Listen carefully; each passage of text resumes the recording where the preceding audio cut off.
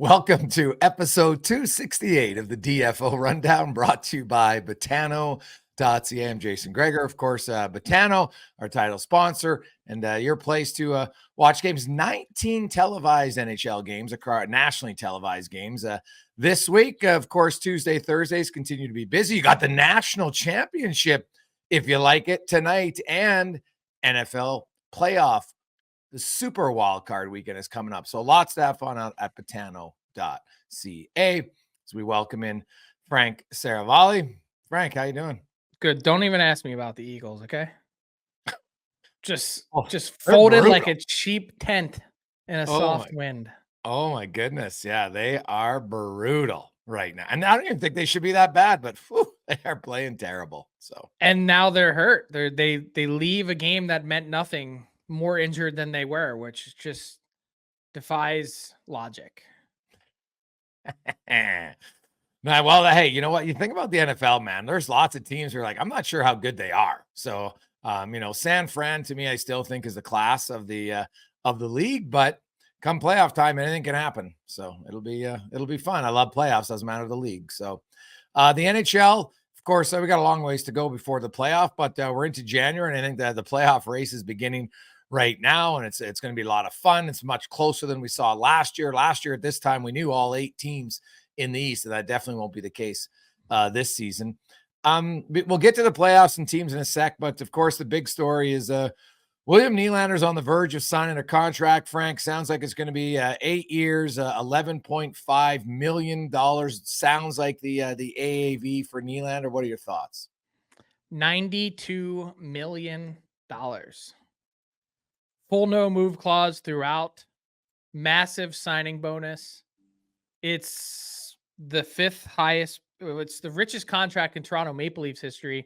But next year will give William Nylander the 5th highest cap hit in the NHL. And look, when you consider that the Leafs have the highest cap hit in the NHL next season with Austin Matthews, so you've got a bunch of guys in the top 10, John Tavares 8, Mitch Marner 10. You've got 4 in the top 10 now. And I personally don't think that the Nylander contract significantly changes the Leafs cap structure. Basically, what you're doing is taking all of the $4.5 million projected increase and handing it right to William Nylander. And you're keeping the rest of your team intact, obviously minus some of the guys that are going to be leaving through free agency. My thing is, with the 5th highest cap hit in the league for the guy who is having an unreal year, but it was 20th in the league in scoring last year. If you were to start a league now and draft all the players, where would William Nylander get selected, and how far outside of the top 5 would that be? Oh, I don't think he'd be in the top 10. I'm not sure he'd be in the top 20. Yeah. All I'm saying is I think they're buying at the absolute ceiling of the player, which I understand that's how market economics work. It's just that for a team that hasn't accomplished anything yet and has had a core together for a significant period of time, I would need to see more. And it's not necessarily from him. It's just that I don't think William Nylander is the 5th best player in the league, and I don't really think he's even in the conversation. Well, to me, I look at Toronto and I understand the need to sign William Nylander. And, if William Nylander was going to get 10.5 or 10.75, and you're like, are we going to walk away from a player losing for nothing over $750K? So I get why a team says, okay, well, we're not willing to do that. Sure. But they were thinking he was going to be south of 10 before this season started. Yeah. Like they were thinking like 9.75, maybe 10 if you really had to push. And then he comes out and has his best career season, and now he's earned himself an additional somewhere between, I don't know, 10 to 15 million bucks. Yeah, and good for him. Like, he's having a great year. He's earned it, no question. He's been their most consistent player. However, like I look at small little details, and I'm like, why is William Nylander getting? And this contract was signed within the last 12 months. Why is he getting more than David Pastrnak, who is historically a better goal scorer and a better point producer? Why?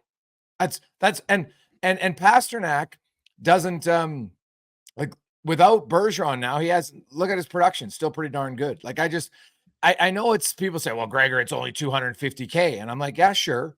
Right. And someone will say, well, the cap's going up. Everybody knew the cap was going up. And guess what? Next season, William Nylander, in the first year of his deal, his cap hit percentage-wise is going to be more of the 87.7 than Pastrnak, who's only in his second year. Like we're talking 1 year. I could see if you Yeah, want he to just signed this deal in March. It's not like it was yes, 2 or 3 years old. no, exactly. Pastrnak,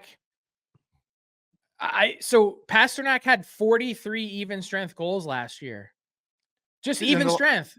Nylander's career high is 40. Like, on what planet could you possibly make the argument that Nylander should be getting even matching Pastrnak, let alone exceeding him? So I you know what, I like to look at it. To me, if you're trying to do analysis and on the player, so I don't go too far back. So I'm just like, because you know what, some guys, William Nylander's last few years are becoming his best years. That's fair. But in the last two and this season, right? So from the start of the 22 season, 21-22 till now, 2.5 years, Pastrnak has 30 more goals and he has more points. And yet Nylander, who's having a good year this year, I understand. But why is that suddenly worth so much more? Like, and by the way, Pastrnak still today actually has one more point than William Nylander, right? So I sometimes I just look at it and be like, as an owner, I'd say, hey guys, William Nylander's camp, I understand everything you want. Tell me why I should pay you more than David Pastrnak. Just tell me why. That'd be a question I would ask in the negotiations. Yeah, I would say I don't have an answer. And I think their response would be, well, if you don't pay it, someone else will. And Would I they? think that's I'm not saying they would. I'm saying that's what the Nylander camp would respond with is like, okay, if you don't want to pay it, we'll leave. Remember, this is a guy that was willing to miss an entire season before to get an RFA deal done under Kyle Dubas 5 years ago. So you're not necessarily dealing with a player who hasn't, walked that line before. My thing is, if you hear the player say publicly, which he has multiple times, that he can't envision playing anywhere else, put like not saying put the screws to him because he's still going to be a very wealthy man, but draw a hard line in the sand and say, look, we love you, we want to keep you, but the difference between 80 million and 92 isn't going to change your life at all on this contract alone when you've already made a significant chunk on your first one. Yes. It really isn't. Really what it's going to do is inhibit or prohibit the team from winning. Well, and that's my question. When people will say, well, you got to get the most. Do you? Do you really think about it? As you said, Frank, 92 to $80 million, it's not going to change your life in one iota at all. But you know what will change your life is having playoff success. That's a fact. It'll emotionally change your life. You have great memories. You think about it forever, and it's going to be different. No one ever talks about the guys who played on good teams and didn't win, right? You don't really have reunions 25 years for finishing second, right? Like you just don't. It's different. Everybody talks about the bond that's created when you win a cup. And I know, well, the odds of winning are low. You're right. But you lower your odds when Tavares, Marner, Matthews, Nylander, none of them have ever, they're all always getting max contracts. Right? Like, would anybody else have signed John Tavares for $11 million? Like, maybe the Islanders, but I mean, if William Nylander became a free agent this summer, how many competitive teams, because maybe a bad team at the bottom would sign him for 11.5. But how many would, as you said, when you look at all the numbers and you don't have the emotional attachment, would you do it? So now I have said I like Nylander. I would have signed him, but I would have tried to negotiate with him to get less than 11.5. That's all. I don't mind the term even because I think he'll age fine. But I just think Toronto is always paying at the highest premium for everybody. So what does that say about, so now we've had, except Morgan Riley. I think Morgan Riley probably got, probably a little bit below what he could have maxed out at. I think that deal is going to be problematic in the not so distant future. Okay. Yes. Okay. He doesn't run. They've made it clear that he shouldn't be running their number one power play. Like they brought in John Klingberg, and they previously had other people take over the number one power play because they didn't think that it runs best with him running it. So anyway, that's besides the point. What does this say about the Leafs core? Are they? I don't want to take this a bridge too far, but just parsing through what you're saying, do you think this makes them a group of money hungry individuals? Well, I don't want to go that far. Like, is it that one guy gets paid, then the next guy gets paid, and so then Nylander's going, well, hold on a second. I made way less than Marner and Matthews. I got to be in, and I made way less than Tavares. I got to be in that category. Yeah, and I can understand competitiveness, but what does this mean for Marner now? Is Marner going in there and saying, well, if William Nylander got 11.5 and I'm already making just under 11, well, I should be up to 12.5, right? Like, what's his next contract looking like for a small winger who's not a goal scorer, right? Like, I'll be fascinated to see. I think it's a tough spot because you don't like losing those players for nothing. I get it. You don't want them to walk in free agency. I think the play would have been, had it gotten to this point and it's a number that you feel uncomfortable about, which clearly the Leafs don't, that the play would have been to trade him last summer when Brad Treliving first walked in the door.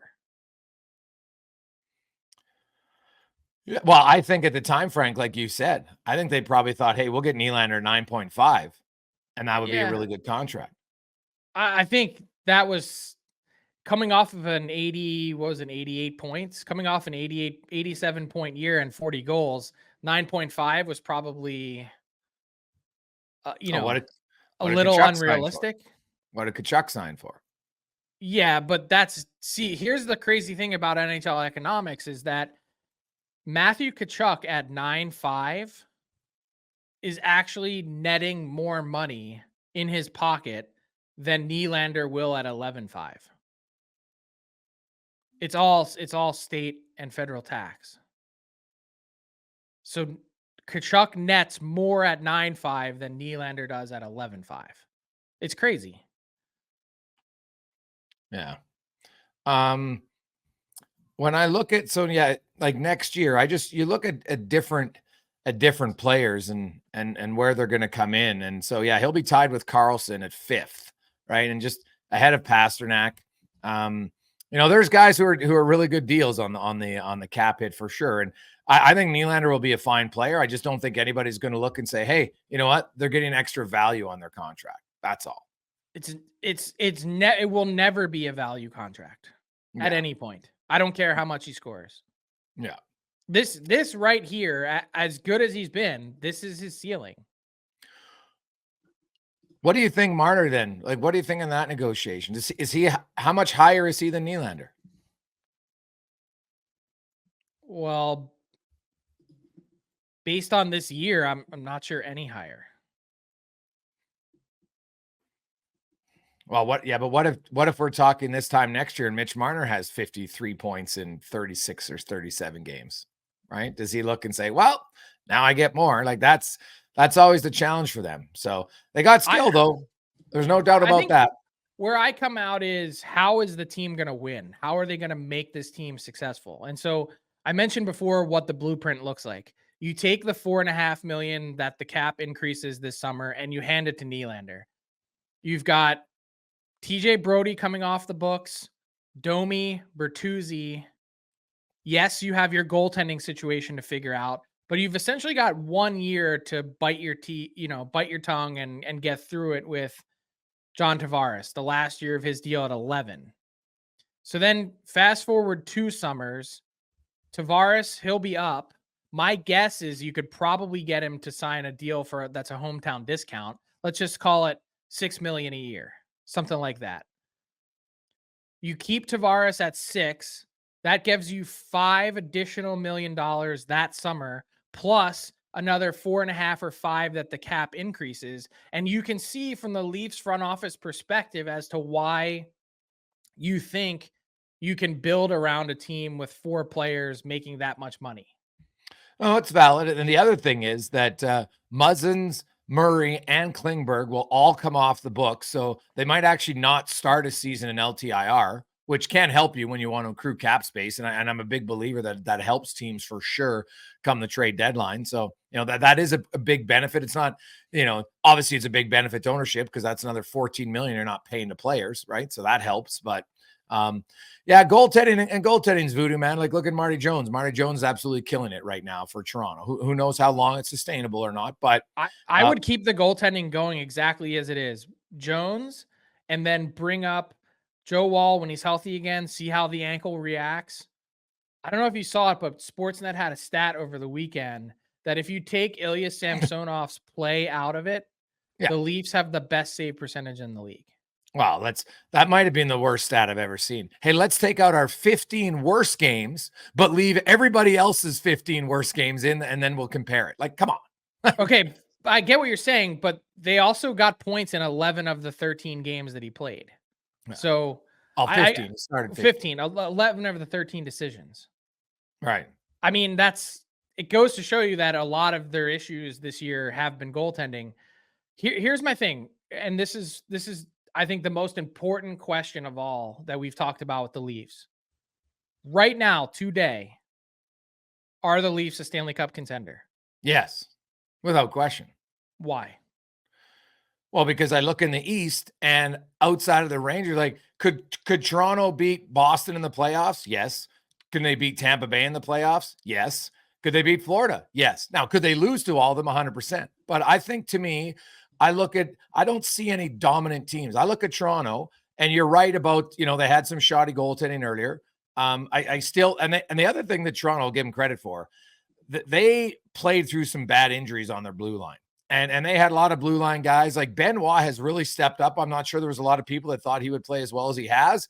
And even he said it himself. I don't know if you saw that video, Frank, when they gave him the belt. He's like, well, I can't score any goals, but I can play physical. Like, he knows his role. And he brings an element to their blue line. And they've had a lot of guys step up. And so I think when their blue line's healthy or they make an acquisition, I do think Toronto's definitely a contender I think Toronto's one of the top 8 teams in the league. And so to me, that puts them as a contender.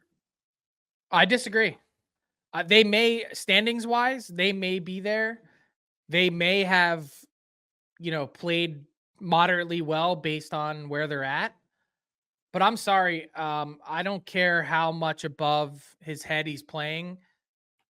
This defense core, to me, this is not the makings of a true, authentic Stanley Cup contender. It just isn't. It's not even close. So I'm not saying will they be at the end of the year. They very well may be, with the surgery that Brad Treliving does, with John Klingberg's LTIR money, with potentially the money if you move off of Ilya Samsonov, if you don't bring him back. That could be $7 million right there that you have to go out and acquire pieces. I think the best thing the Leafs could do is not just go out and get one guy or two guys, get 3 guys to overhaul your back end, which they could do for $7 million if you retain. But I'm sorry, right now, they're not in my cup contender circle. See, but that's why I have them in there, because despite that, they're still I didn't ask winning. You that. I said where they are right now. Yeah. You're saying as currently constituted, you think that defense core can win a cup? Well, no, but I think they have this. They're going to make moves. Okay, but that's not what I'm asking you. I said they could get there. I said right now, are they? If they entered the playoffs without making any moves with this defense core, can they win? Well, they can. They wouldn't be a favorite for sure. They wouldn't be one of the top 4 teams. Are they a contender then? Yeah, I think you're a contender, because when you're in, I keep my circle small. Mine's like 6 teams and that's it. Yeah. For cup contender status.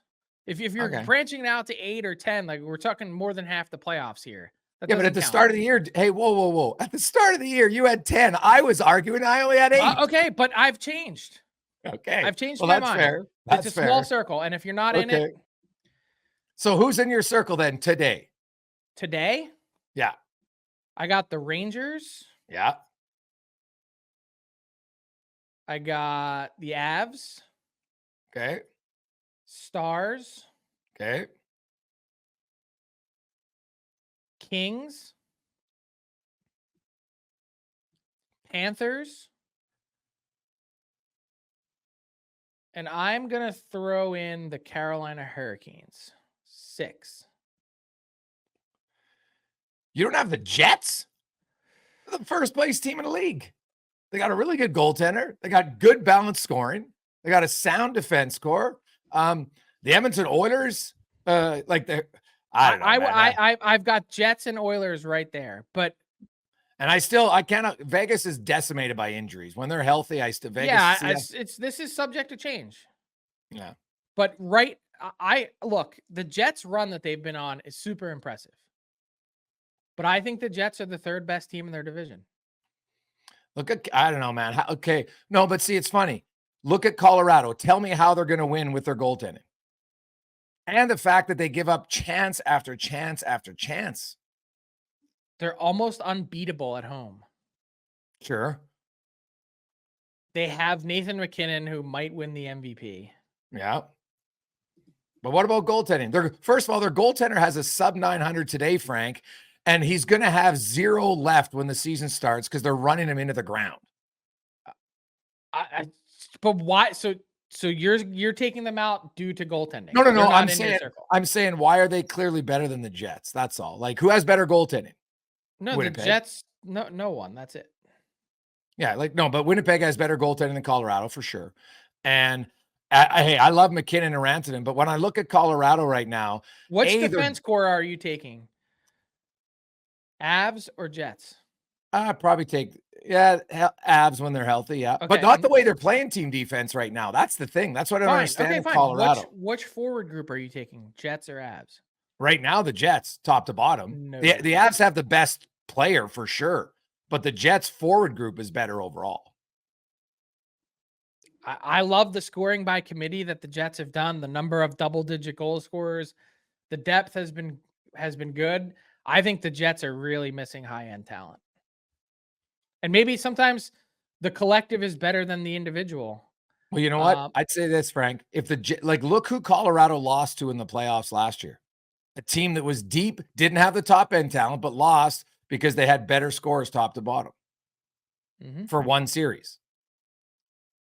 Right? Like, I think Colorado, like the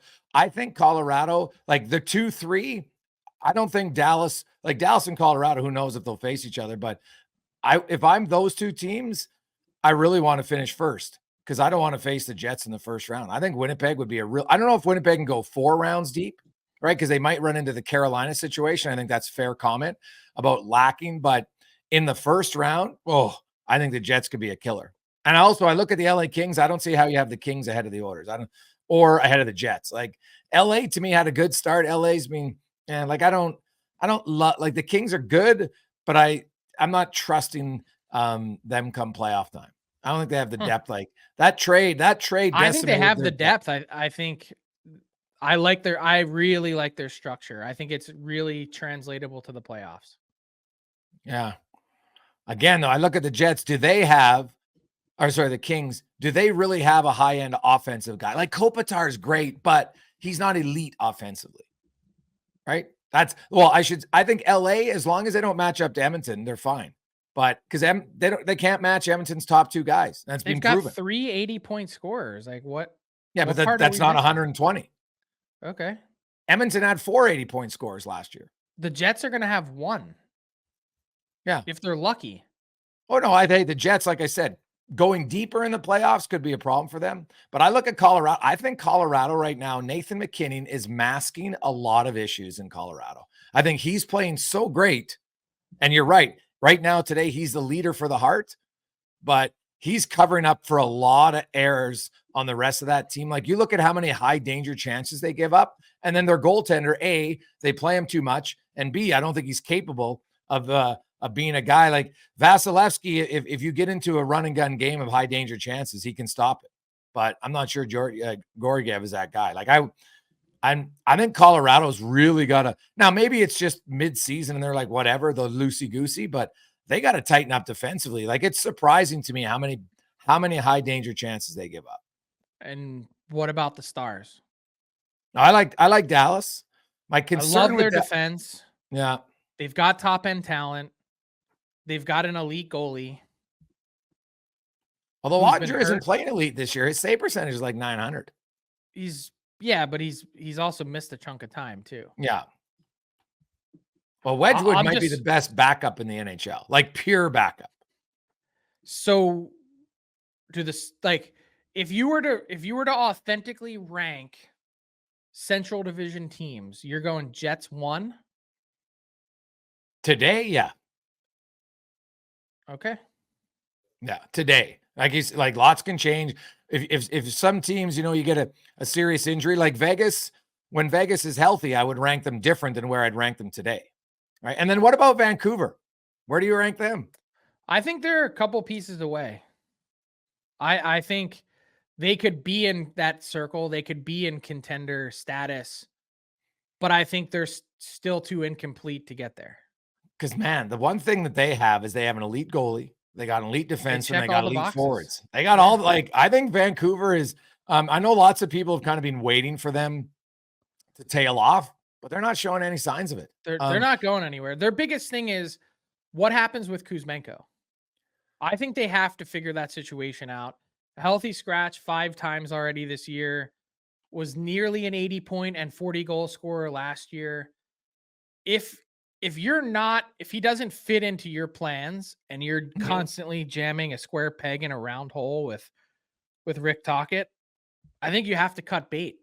Get the $5.5 million and utilize it. Don't let this year pass with an incredible opportunity that you have of Thatcher Demko at the peak of his powers, along with Quinn Hughes and Elias Pettersson. Don't let this year, like, don't think that, because we haven't been in and haven't had playoff success, that we can't be one of those teams that gets through and gets to the Cup final.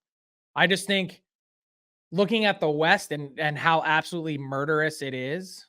I mean, think about all the teams that we just talked about. Vegas, LA, Edmonton on one side, Winnipeg, Colorado, Dallas, and throw in Nashville or Arizona. Yeah. I mean, tell me, aside from whoever finishes in the second wild card spot, Minnesota maybe, tell me who's the easy out? Who's the mark? No. That's it. You got one easy matchup in the first round, and I'm telling you, this year it is a legitimate accomplishment to get to the second round. Oh, yeah, 100%. And please, for the love of God, do not have a crossover. The ideal matchup. Are we going to do this every goddamn pod? Just saying, man. But Vancouver, Edmonton, LA, Vegas, those would be the 2 best matchups. When you look at stylistic, the Kings versus Vegas, they'd pound big, strong, heavy teams. And then Vancouver and Edmonton, lots of skill. Oh, those would be 2 unreal series to watch. No, I mean, there's not going to be a bad series anywhere, I don't think. Yeah, like, hey, finishing first, the number 1 seed, as you mentioned, Frank, to get that second wild card spot, that's the massive advantage. Like, I could see teams saying, you know what, I don't want to rest guys if we're battling for the number 1 overall seed in the Pacific, because you just outlined it. I think there's 7 teams, and then there's a big gap between number 7 and number 8. So I answered the question, who is in your circle for contender status? Well, honestly, this year, like those 7 teams in the West, I don't see one that's like a clear weak team. But that can't be the answer, though, because then you're talking about 7/8 of the bracket on one side being in your contender status. No, I'm not saying contender. I'm just saying it's difficult to try to, that's how close it is to separate it. And this year in the playoffs is to pick which one of those, because then you have to look at stylistic matchups. I think some teams match up better against others. We've seen that in the past, right? Ask Toronto fans. Boston, they don't match up well against them. They get close, but they never beat them in the playoffs. And I look at, so to me, a lot of it's going to come down to who you're matching up against in the first round. I think that's going to play a big part. And, like you look in the East, Frank, you can look and say, okay, there's 7 teams in the West. You're pretty competitive. In the East, it's wide open. Yeah. Like there's maybe 5, the Rangers, Bruins, Panthers, Hurricanes, and Leafs. The Flyers, no. The Islanders, no. The Devils are too banged up. No. Capitals, Red Wings, Lightning, and Penguins. Like if they get in, I guess they got experience, but come on. So I just think the West is way deeper, 1 through 7 for sure. But that might open up a window where the teams in the West just beat the tar out of each other. And you've got the East that comes in maybe not as bruising and beats the West in the final.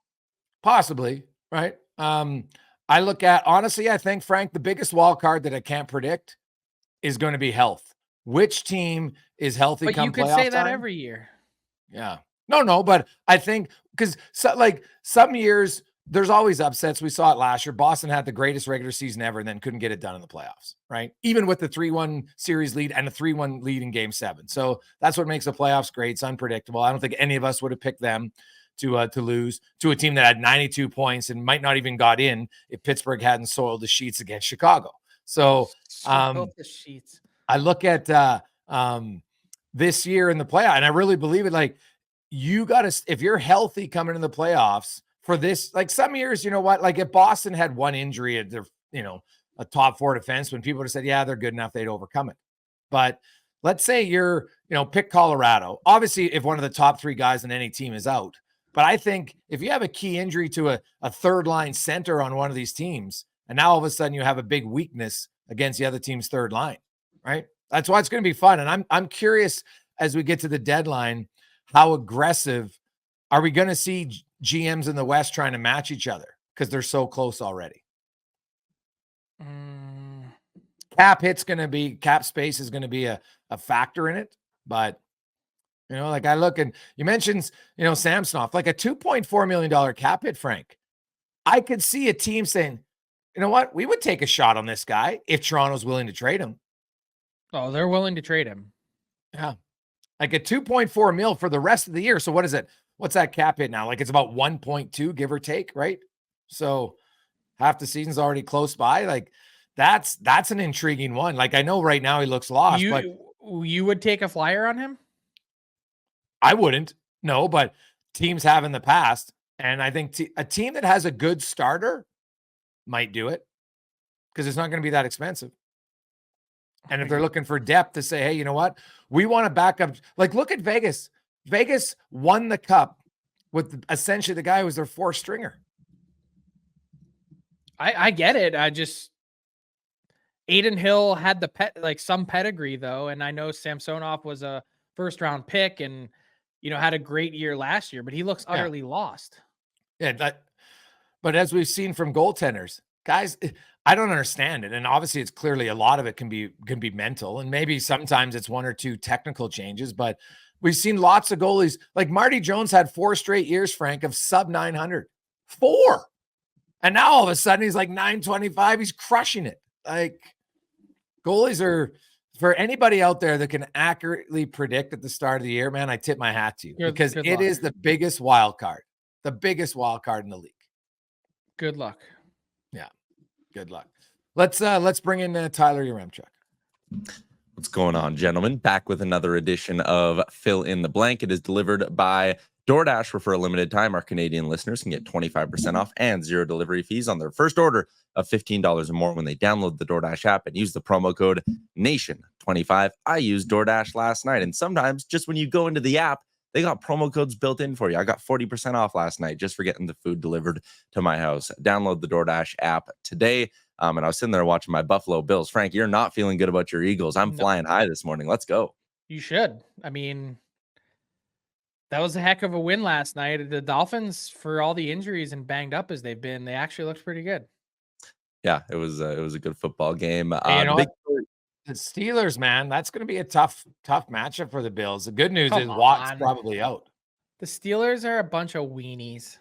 Oh, Mason Rudolph, come on. Well, I'll tell you right now, if Josh Allen keeps turning the ball over as often as they do, they ain't going deep in the playoffs. That's just a fact. How juicy would it have been, though, had the Bills lost and it was Bills-Dolphins again next week? That would have been pretty sick. I bet you the league was certainly hoping for that one. All right, let's get into the big hockey story from the weekend, Connor Bedard's injury. I'll start with this one before I actually give you a fill in the blank one. I've watched the hit a bunch of times. I don't see anything dirty. Frank, was that a clean hit in your eyes? I think so. I think it was just unfortunate. I mean, a pretty typical hockey play that I think I don't even think it's anyone's fault. I don't think there's anything too aggressive on the side of the defenseman making the hit. I don't think Bedard could have done that much better to brace himself. I just think it almost kind of looked innocuous for that to end up being a fractured jaw, if that makes any sense. Like I watched it over and over and over again and been like, man, fractured jaw, that sucks. It's brutal. And then you throw in all the other issues and injuries the Blackhawks have had. It's the one guy keeping people coming to the rink. 19,900 again at United Center. That's the guy they're coming to see. So it's hard. Yeah, Greg, I have no issue with the hit, and I respect Luke Richardson right afterwards saying, "Hey, there's nothing wrong with that hit. It was a clean hockey play. It's unfortunate. I think Bedard gets put a little bit off balance because of the when he went around the devil, who I can't remember right beforehand, and then he just kind of got off balance, and Smith hits him, and it's just unfortunate. There's nothing more to say about it. Hockey's a fast game. It does show you, though, when you say how I think the hits in hockey are harder than we think. Because you think about the contact, and that's direct. Obviously, it got him right in the right part of the jaw. But sometimes you'll be like, oh, it doesn't look like it's that hard. I think the hits in the game, the guys are so fast, they're probably a lot more impactful than we realize. Just a quick update, too. The Blackhawks are still finalizing medical plans for Bedard. It's not entirely sure yet, one way or the other, whether he needs surgery to repair it. But it's looking right now like he's probably going to miss All-Star Weekend, which is pretty unfortunate for the league too. So we'll see if he ends up showing up to All-Star Weekend. But it seems like right now the plan is to miss that, probably looking at somewhere between a 6 to 8 week time frame. So let's say it's in that 6 to 8 week time frame. Here's your first fill in the blank question. There is a blank % chance that Connor Bedard still wins the Calder Trophy. Jason? Ooh. Hey, man, Brock Faber and Lukle Hughes, those guys, I think it's closer than you think even right now. Brock Faber, when you break down his numbers for a rookie defenseman at Minnesota, is to play 24 minutes a night. The Wild are plus 12 when he's on the ice, 5-on-5. They're -2 when he's off of it. He plays a lot of minutes.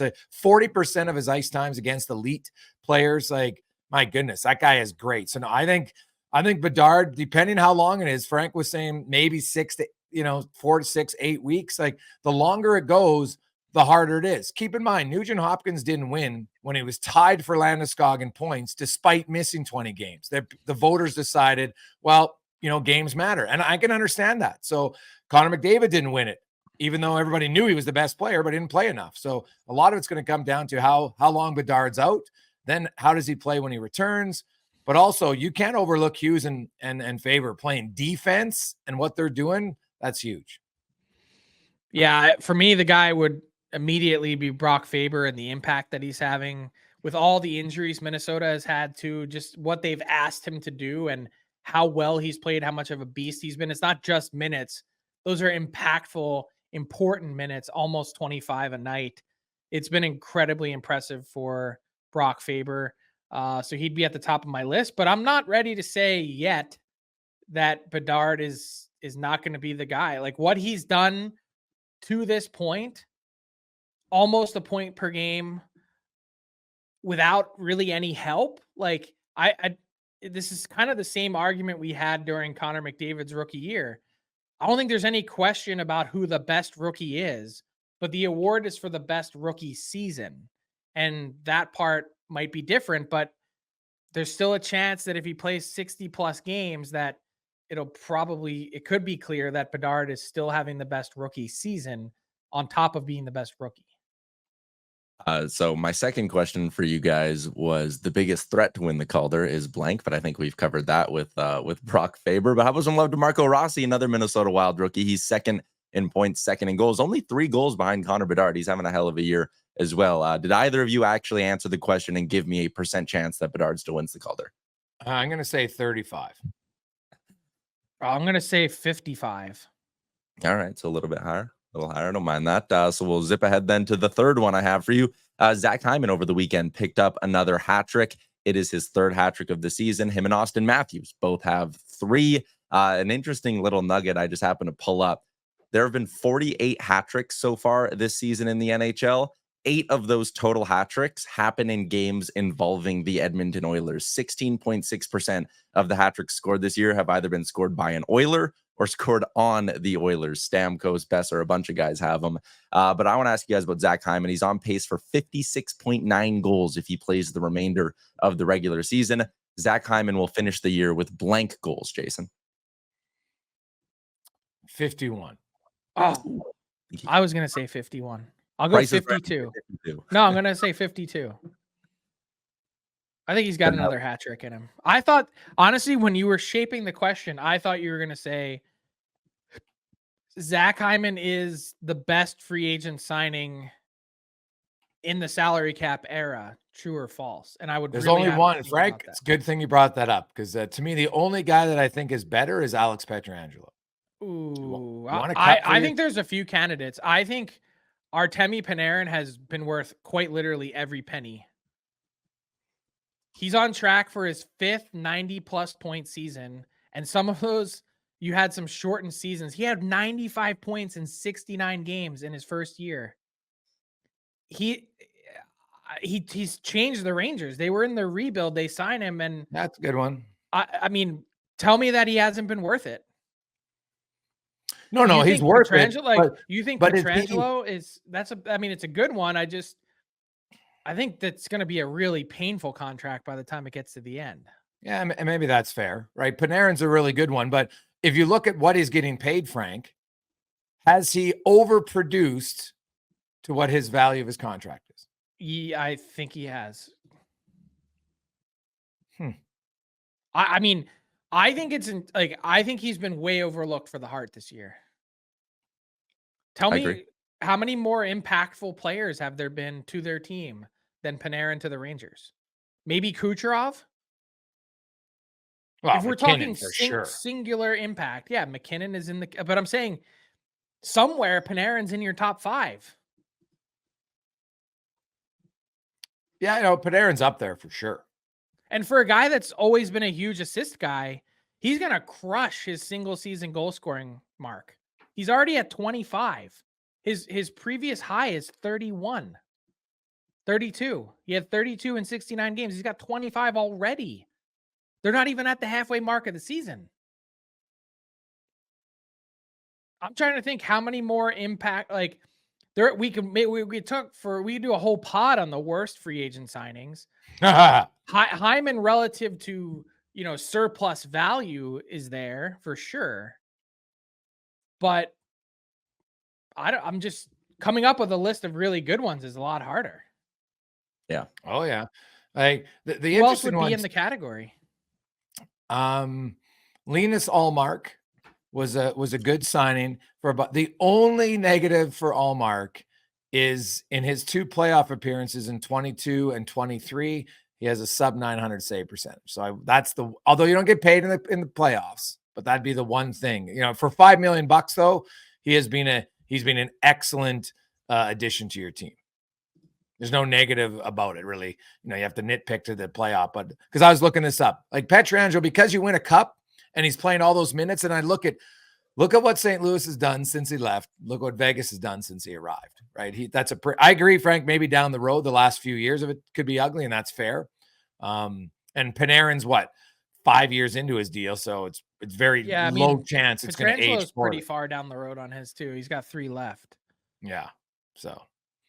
Oh, wow. Yeah, it's a good one. Like we always focus a lot on the bad ones. I think the teams that have good ones should get credit for it. All right. Like, and Zach Hyman, Zach Hyman, the thing about Zach Hyman is he's improved since coming to Edmonton. It's not just because he plays with Connor McDavid. If anybody watches what he works on, I had a lengthy chat with him about he goes, hey, 95% of my shots come from within 10 feet. So I've worked on all of that. Like he basically, that play he does where he stands by the post to deflect, he kind of said, hey, I got to do that on this team rather than just stand and screen the goalie, which was kind of the old school way of doing it. Doesn't really work as well now. So, he kind of incorporated something because he plays with elite passers to say, hey, what can I do to help my game? And he's really good at making goalies move in tight. That's what he's focused on. How I get him moving. Because if you can get goalies moving, you got a way better chance to score. Yeah. I can't even come up with another really, really good one. Well, there'll always be those guys who sign for $1 million.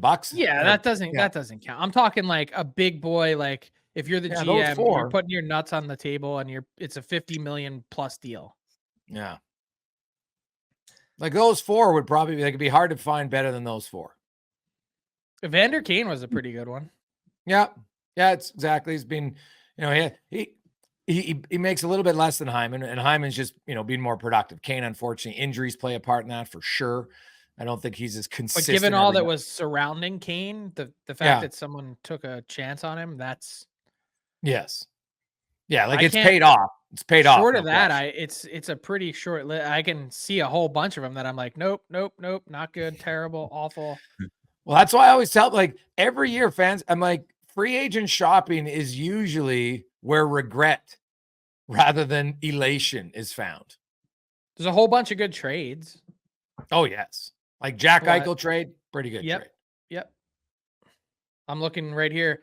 Philip Hronek trade. He's the 253rd highest paid player in the league this year. Yeah. Oh, yeah. That was a hell of a deal. All right. That is a wrap. We went a bunch of different places there on Fill in the Blank. And as always, it's brought to you by DoorDash Ding Dong. Speaking of the Blackhawks, Frank, I put out the tweet yesterday how the Blackhawks, due to injuries yesterday, because they've got like $38 million in injuries, and most of it's to forwards. They're just decimated with injuries up front. Their forward roster yesterday. Now they did go out and get Rem Pitlick, and so he'll probably be in the lineup for the next game. And they got Zach Sanford off waivers too. Yeah. So they had a combined cap hit of $13.9 million amongst their 11 forwards yesterday and found a way to defeat Calgary. Like that is a kick in the nards to Calgary, no question. Looked like a team that thought, oh, we were just going to win. And that's why any night in the NHL, somebody can win. And, you know, I give the Blackhawks credit for that win, but man, it's going to be a pretty tough slog for them here down the next month. Like it was hard enough, but now you throw in Bedard and you throw in Nick Foligno on top of Hall, and Seth Jones is maybe coming back, but it's going to be an arms race, Frank, between them and the San Jose Sharks, because the Sharks have lost 11 in a row. Now they're going on a 5-game road trip. But here's the thing. Not to say the Sharks wouldn't, but the Blackhawks came by way of that number 1 pick last year. Honestly, they didn't pull any punches. They had traded players away at the deadline to recoup assets, but they dressed their full lineup every night.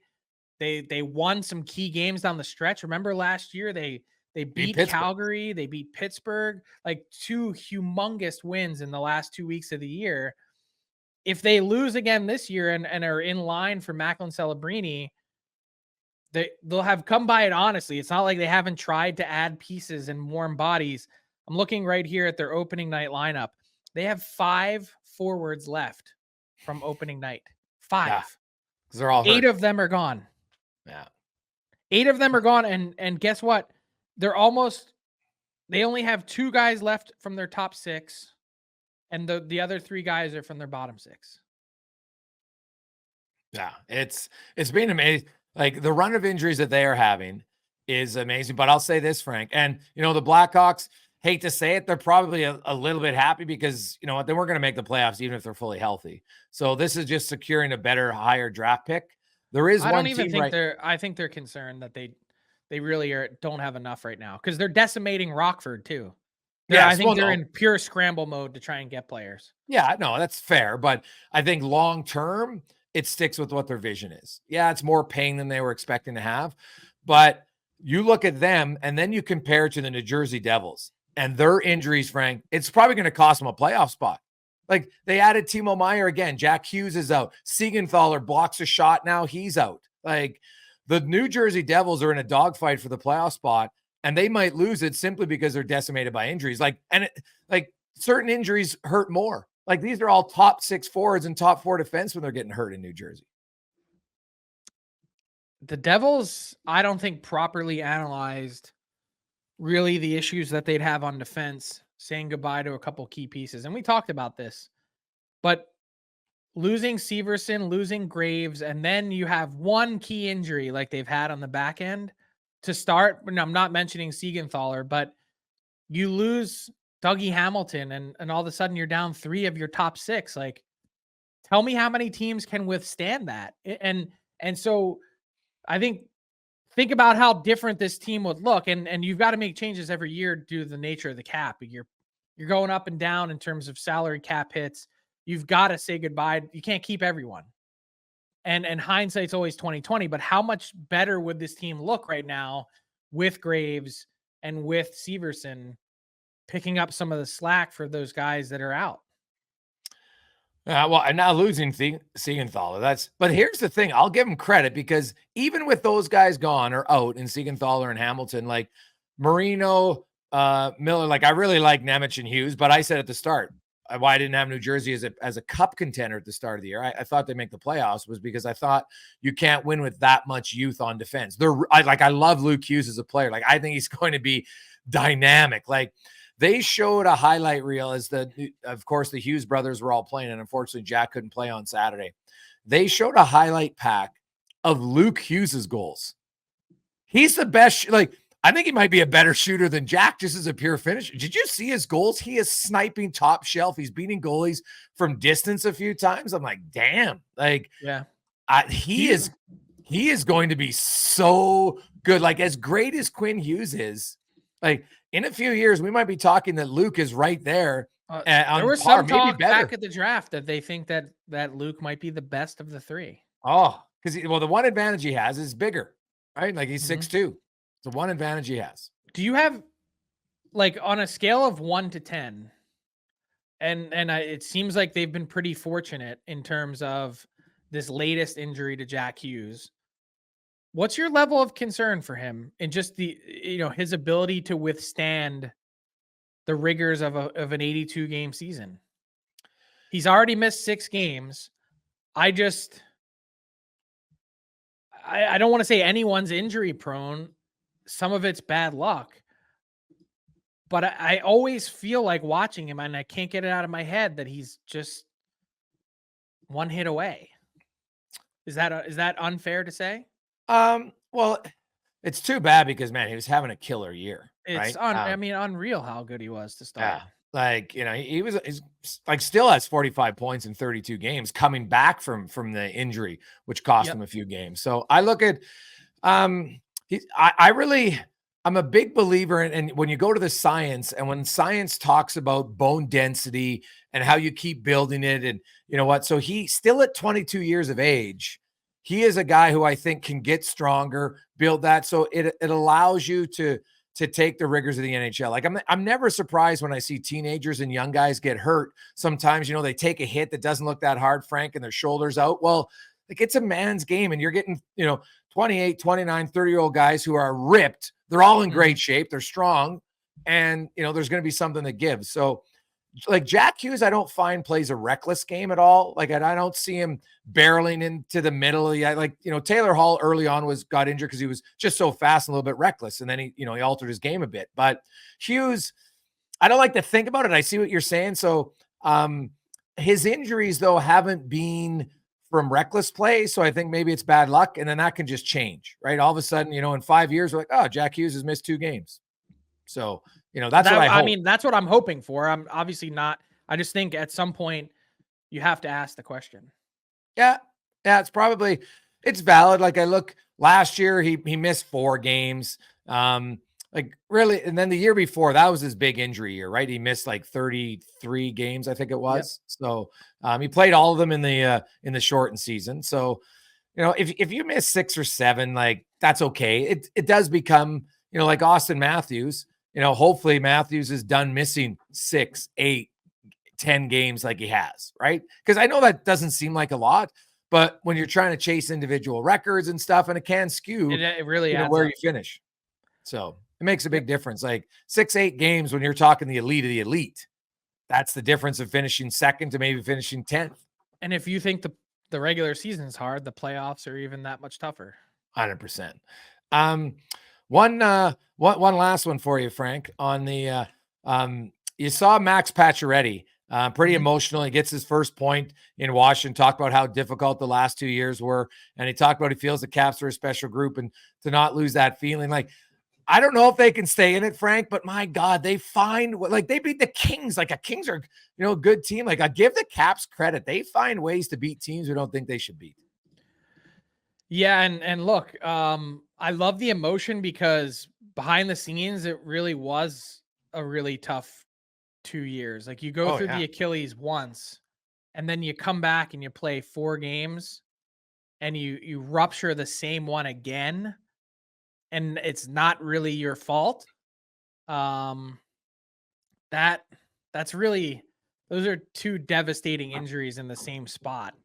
You know, I think at some point, even after the first one, you're thinking, can I even get back to the level that I want to get to? And then you have to wait a whole, basically another year to do it again.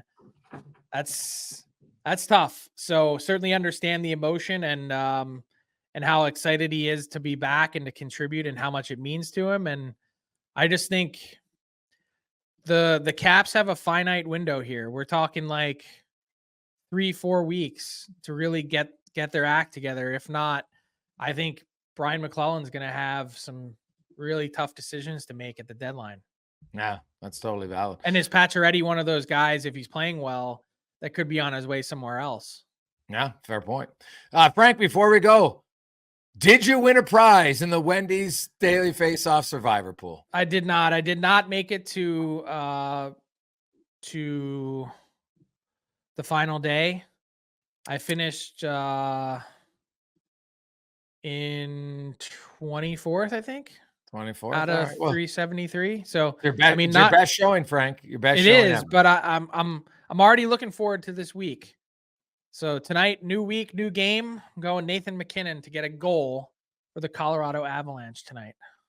Yes, go to dailyfaceoff.com. You'll see it right in the top right corner for the Survivor Pool. And even if you haven't played, it's never too late to start. You get in, you can go on a heater. You can win the first prize, of course, is $5,000 cash to who's ever at the top survivor at the end of the year. There's all sorts of great weekly prizes to be won as well. Frank is just waiting, hoping, praying that one day he will win the French toast. I want some free food. I want some free food. French toast strips. That'll be great. So go to dailyfaceoff.com and play the Wendy's Survivor Pool. Frank, have yourself a great week. We will chat with you later. Good luck to Eagles fans. It'll be a tough few days in Philly.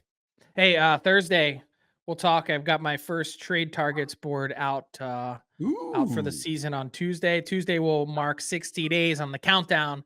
Got lots of great stuff coming at dailyfaceoff.com.